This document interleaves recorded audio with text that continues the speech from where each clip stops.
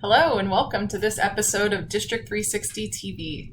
Today let's talk about tenant businesses.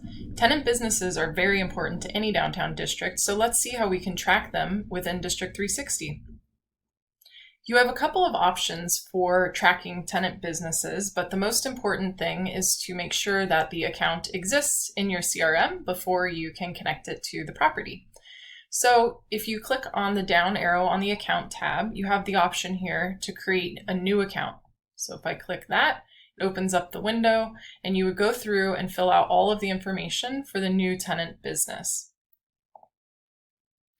Once the business is in your District360, let's take one as an example, you've completed all the information for the business. And so the next step is to designate this business as a tenant at one of your properties. So you have a couple of options to do that.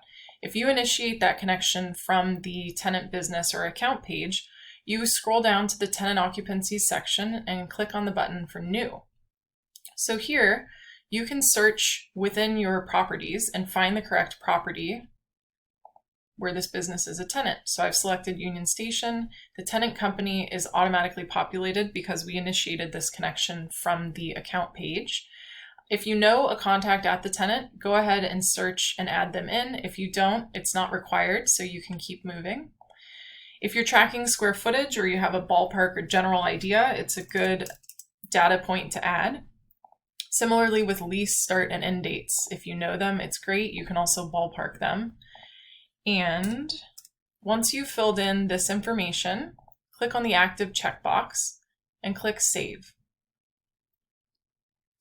Now, on this account record again, I can hover over the tenant occupancies related list and I can see that this is a tenant at Union Station.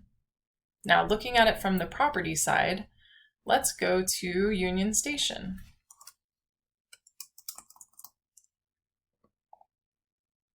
All right, so here I am at the property. I can see all the details for the property. I can either scroll down or I can use the related list quick links. So if I hover on this, I can see, yes, there's Warby Parker. We just added their leasing information. They're an active tenant. I can also scroll down on the page and see the tenant occupancies full list. The other way that you can add a tenant occupancy is actually from the property. So again, the account must already exist. If it doesn't, create a new account.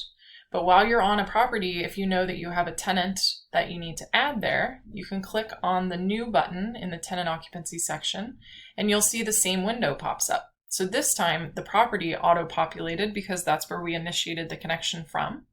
And so now I'll search in my accounts list and find which business account is now at this property. So I'll take McDonald's.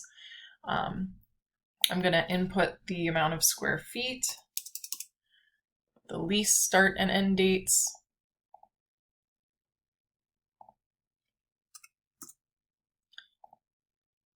mark it as active, and then click Save. So now my occupancies has gone up from 5 to 6. And I also see both McDonald's and Warby Parker added as tenant occupancies.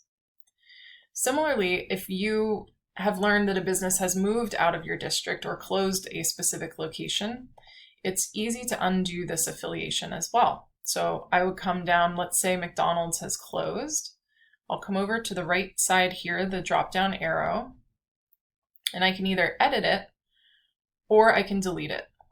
So if I delete it, it's just deleting the affiliation of that business with this property. It's not deleting the business from your database.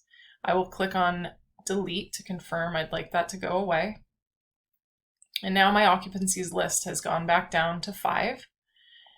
And here we are on the McDonald's account page where we can see that that tenancy affiliation has been removed. So you still have all of the account information that you had, but they're no longer attributed as a tenant at the property.